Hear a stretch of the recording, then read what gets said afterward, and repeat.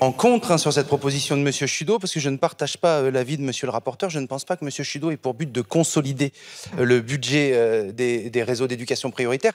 J'ai participé à la mission dont vous parlez, M. Chudeau. J'ai lu le rapport attentivement et votre participation à ce rapport. Vous ne nous ferez pas croire que le but est de consolider l'éducation prioritaire. Il y a d'ailleurs un point commun, on va dire, entre la rapporteure et vous-même, c'est cette volonté de réduire les réseaux d'éducation prioritaire et de les recentrer sur les REP+. Et donc, en fait, votre but est très clairement de tenter de prouver que ces budgets sont mal utilisés de manière à supprimer les réseaux d'éducation prioritaire. Nous viendrons donc, bien entendu, en contre sur cet amendement. Je vous remercie. Monsieur Walter, allez-y. Oui, moi je voudrais juste venir en appui à l'amendement de ma collègue Pasquini.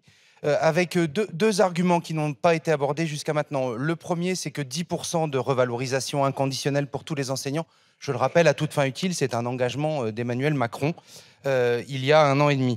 Le deuxième point, c'est que depuis tout à l'heure, on parle des comparaisons avec les autres pays de l'OCDE, donc on va se pencher sur les tableaux dont parle Monsieur le Ministre, mais il y a une autre injustice qui est nettement moins connue et nettement moins mise en avant.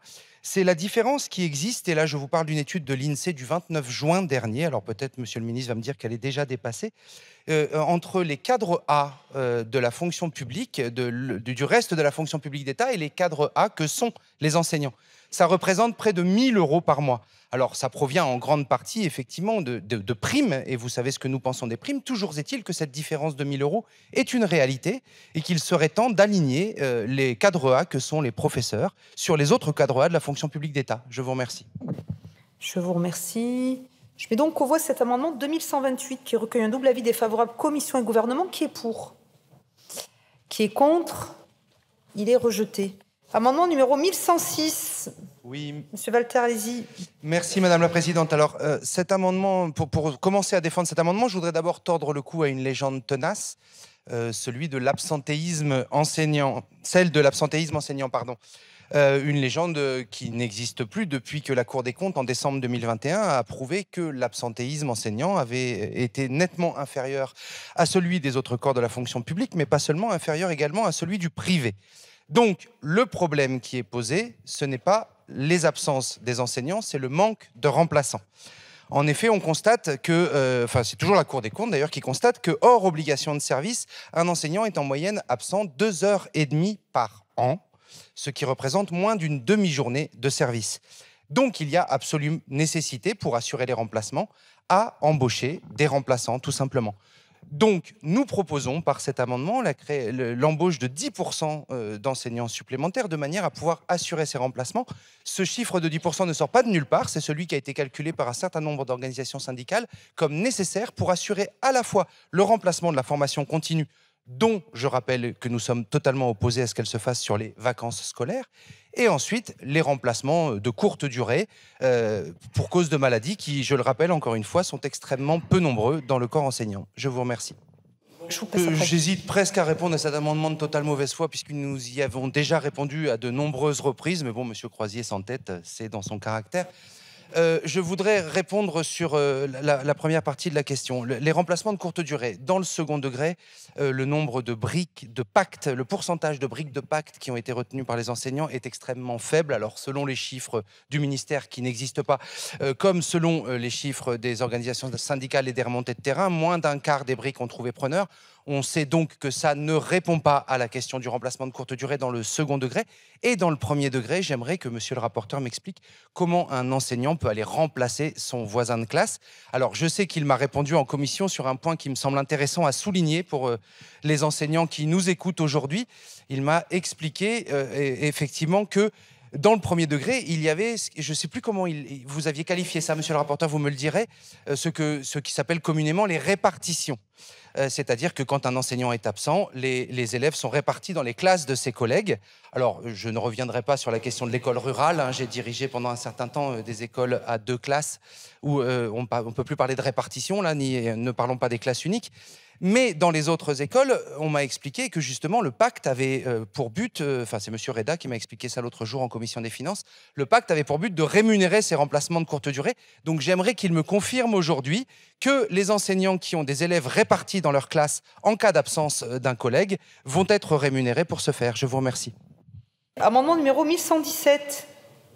Madame la Présidente. Alors, on va continuer sur cette question absolument essentielle des AESH. Je voudrais d'abord demander solennellement à Monsieur le rapporteur, Monsieur le ministre, d'arrêter de parler de statut. Un statut, c'est dans la fonction publique, et c'est justement ce que nous demandions et que vous avez rejeté. Ce qui pose quand même un problème, parce que est-ce que les AESH remplissent une mission nécessaire ? Oui. Est-ce qu'elles remplissent une mission pérenne? Oui. Est-ce qu'elles remplissent une mission qui exige des compétences spécifiques? Oui. La République française, lorsqu'elle a dans un corps, dans la fonction publique, des personnels qui remplissent ce genre de mission, elle crée un corps de fonctionnaires. C'est la simple justice. Donc je ne comprends absolument pas le rejet de ces propositions. Mais je voudrais revenir sur la question du temps de travail. Nous proposons par cet amendement que 24 heures de présence devant élèves soient considérées comme un temps plein pour les AESH. Considérer le contraire, c'est avoir une méconnaissance totale de ce métier. Il faut savoir que les AESH accompagnent souvent plusieurs élèves, changent en cours d'année, que les handicaps ne sont pas les mêmes, qu'elles ont besoin de se former, qu'elles ont besoin pour cela de rencontrer l'enseignant ou l'enseignante de la classe, de rencontrer les professionnels qui suivent ces élèves. Tout cela, c'est du temps de travail. Et c'est du temps de travail qu'il faut reconnaître au même titre que, par exemple, un enseignant n'a pas 18 heures de travail en tant que certifié ou 24 heures de travail en tant qu'instituteur. Il a beaucoup plus que cela, mais il a 24 heures devant élève ou 18 heures devant élève. Donc, nous demandons par cet amendement que ce soit reconnu comme un temps plein. Un dernier petit point quand même, parce qu'il y a un argument qui a été avancé à plusieurs reprises, c'est on va augmenter ce temps de travail en leur permettant de faire du périscolaire. J'ai un exemple tout à fait précis. Une animatrice périscolaire qui vient de devenir AESH. Elle perd de l'argent. Elle devient AESH parce que c'est un choix personnel, qu'elle veut s'engager dans ce métier, elle perd de l'argent. Parce qu'avant, elle était à plein temps sur le périscolaire et qu'elle était beaucoup mieux payée qu'en tant qu'AESH. Et donc là, elle garde un complément de salaire qu'elle est obligée d'avoir pour compléter ses 24 heures semaine, mais elle perd de l'argent en devenant AESH. C'est absolument scandaleux. Je vous remercie. L'une des premières mauvaises actions du ministre Blanquer quand il est arrivé au ministère en 2017 a été de supprimer les EVS. Les EVS, les emplois vie scolaires, étaient devenus depuis 2006, depuis 11 ans, donc des essentiels dans les écoles du premier degré. Puisqu'elle secondait le directeur, la directrice de l'école, en particulier sur les tâches administratives et d'accueil. Alors, ce n'était pas satisfaisant, bien entendu, puisque c'était des contrats de droit privé et relativement précaires, mais elles étaient devenues, je dis elles également, puisque c'était très très majoritairement des femmes, absolument essentielles dans les écoles maternelles et élémentaires de ce pays. Je voudrais quand même souligner qu'un principal de collège a, pour l'accompagner dans ses tâches de direction, la plupart du temps, un adjoint, au moins un conseiller principal d'éducation, un adjoint gestionnaire, des AED et ainsi de suite. Il y a des écoles dans ce pays qui ont plus d'élèves que certains collèges. Pour faire les mêmes tâches, le directeur, la directrice, n'a que lui. Donc nous proposons par cet amendement de recréer le corps des EVS en le nommant secrétaire de direction dans les écoles maternelles et élémentaires, mais nous proposons, là aussi, je suis désolé, un statut pour ce métier absolument essentiel des écoles, et donc un statut de fonctionnaire de catégorie C, comme une secrétaire de mairie ou un secrétaire de mairie.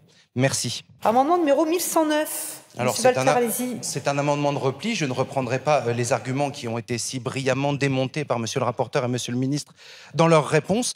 Je voudrais juste rappeler la surcharge de travail des directeurs et des directrices d'école, le fait que cette surcharge de travail de direction dégrade également l'enseignement et que dans mon département, par exemple, chaque année, depuis 5 ou 6 ans, il y a un déficit absolu de postulants, de postulantes sur les postes de direction d'école.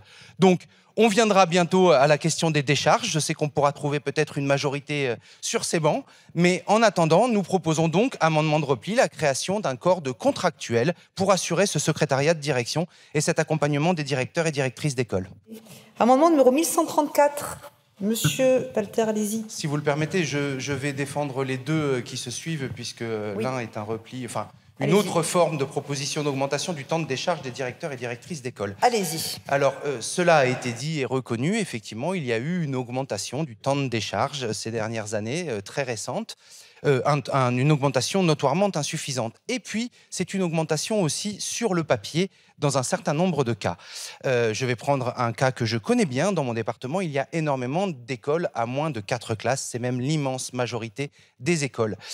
Dans ce cas-là, il n'y a pas une décharge hebdomadaire, il y a un temps de décharge qui se compte en jours sur l'année, alors qui a effectivement été augmenté sur le papier, qui est passé de 6 à 12 jours, si mes souvenirs sont bons, pour les écoles à 2 et 3 classes, de 3 à 4 jours, ou de 4 à 6 jours, pardon, sur les écoles en classe unique. Certes, mais c'est sur le papier. Pour une bonne et simple raison, c'est que ceux qui assurent la plupart du temps ces décharges de direction dans les petites écoles, ce sont des remplaçants. Il se trouve que, comme vous avez rejeté mon amendement de tout à l'heure, nous manquons cruellement de remplaçants.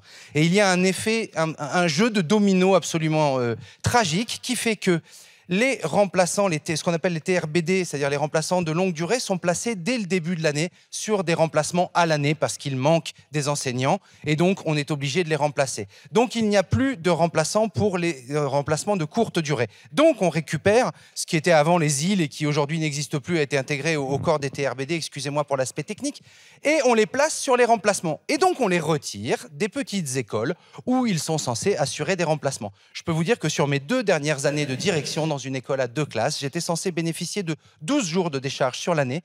J'ai bénéficié de 4 jours la première année et de 3 jours la deuxième année. Voilà, donc il n'y a pas suffisamment de décharge pour les directeurs. Je sais que certains sur vos bancs sont porteurs, certaines sont porteuses d'amendements qui proposent également d'augmenter le temps de décharge pour les écoles à 10 classes. Nous voterons également pour ces amendements que nous soutenons. Mais je tiens à dire qu'il y a une absolue nécessité à augmenter le temps de décharge, en particulier dans les écoles de moins de 4 classes. Je vous remercie. Je vous remercie. De manière effective, pardon. Votre avis donc pour le 1134 et 1111, s'il vous plaît. Défavorable. Pour les deux? Merci. Défavorable pour les deux également. Je vous remercie. Je mets donc aux voix l'amendement 1134 qui recueille un double avis défavorable commission-gouvernement. Qui est pour? Qui est contre? Il est rejeté. Amendement numéro 1114. Monsieur Walter, allez-y. C'est un amendement qui va dans le même sens que celui précédemment présenté par mon collègue Paul Vannier. Je voudrais juste ajouter quelques arguments de manière peut-être à obtenir une réponse de la part du rapporteur et du ministre. Juste dire que le manque d'enseignants est également une cause d'inégalité territoriale. Ainsi, au lycée, il y a 14 académies qui proposent 200 combinaisons de triplettes avec le célèbre nouveau bac Blanquer, tandis que d'autres 5 en ont moins de 150. Je peux parler en particulier d'un département rural comme le mien, où les lycées sont peu nombreux et où on n'offre pas dans tous les lycées, la totalité des options possibles. Ou alors, on demande à des élèves qui veulent suivre une option qui se trouve dans un autre lycée de se déplacer à pied, parce que je rappelle que les transports en commun dans un département comme le mien ne sont pas forcément extrêmement développés, et donc de rater à la fois le début de l'heure et la fin de l'heure précédente, dans l'espoir de pouvoir suivre l'option qu'ils ou elles ont choisie. Donc, je pense que cette création, ce retour sur les suppressions de postes de ces 6 dernières années est absolument essentiel, de manière à assurer à tous les lycéens et lycéennes de ce pays la possibilité de suivre les formations de ce nouveau bac proposé par Jean-Michel Blanquer. Amendement numéro 1759. Oui, Madame la Présidente. Alors, comme l'ont très bien dit Monsieur le Président de la Commission des Finances et Madame Keloachi, c'est effectivement un amendement de repli. Comme vous aimez particulièrement parler des fondamentaux, moi je voudrais revenir aux fondamentaux sur cette question des conseillers principaux d'éducation en vous lisant un passage de la circulaire du 28 octobre 1982 qui met en place ce corps de fonctionnaires de l'éducation nationale, parce que ça me semble important de savoir de quoi on parle. L'ensemble des responsabilités exercées par les conseillers principaux d'éducation se situe dans le cadre général de la vie scolaire qui peut se définir ainsi. Et j'aimerais vraiment qu'on écoute cette définition de la vie scolaire qui est dans cette circulaire du 28 octobre 1982 et qui m'a donné personnellement le goût et l'envie de faire ce métier pendant un certain nombre d'années. La vie scolaire, pour la circulaire 82, c'est placer les adolescents dans les meilleures conditions de vie individuelle et collective et d'épanouissement personnel.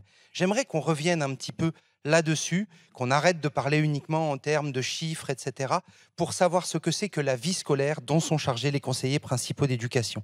Il se trouve que ces responsabilités se répartissent en 3 domaines. C'est également indiqué dans la circulaire. Tout d'abord, le fonctionnement de l'établissement. Donc le contrôle des effectifs, des absences, les entrées-sorties, etc. Ensuite, la collaboration avec le personnel enseignant, échange d'informations avec les professeurs, etc., etc. Et puis enfin, l'animation éducative. Lorsqu'on a un sous-effectif de conseillers principaux d'éducation, eh bien, ils ne font plus que la première de ces missions, à savoir, ils assurent, et très bien, et dans des conditions souvent difficiles, le fonctionnement de l'établissement. Est-ce que nous pouvons accepter d'avoir des établissements du second degré dans notre pays, en particulier dans les quartiers qui en ont le plus besoin, qui ne permet plus à ceux qui sont chargés d'assurer ces missions de collaborer de manière constructive, intelligente, éducative avec le personnel enseignant et d'assurer l'animation éducative de ces établissements? Je ne pense pas. C'est pourquoi nous proposons cet amendement qui est beaucoup plus raisonnable que celui de nos collègues socialistes, puisque nous proposons simplement 485 créations de postes de conseiller principal d'éducation. Je vous remercie. Amendement 1336, Monsieur Walter, allez-y. Merci. Je voudrais vous lire un passage du rapport du CESE d'avril 2020 qui nous dit que pour garantir la sécurité alimentaire dans les prochaines décennies, assurer le dynamisme des zones rurales et réussir les transitions écologiques, climatiques, énergétiques, économiques et sociales qui s'imposent, la présence de très nombreux agriculteurs et salariés agricoles répartis sur l'ensemble des territoires est indispensable.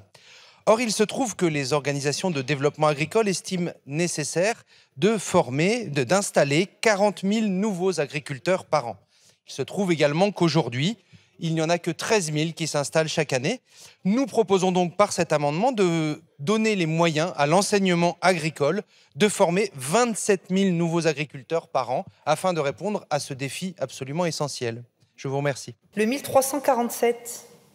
Oui, merci Madame la Présidente. C'est donc un amendement de repli qui coûte exactement 10 fois moins cher que le précédent amendement que je vous ai présenté tout à l'heure, qui propose tout simplement de revenir au niveau de 2019 sur les postes dans les établissements agricoles. Il y a eu 196 postes supprimés en 2019 puis en 2022. Et donc, nous proposons la recréation de ces 196 postes de manière à répondre à tout ce qu'on a pu dire depuis tout à l'heure. Merci.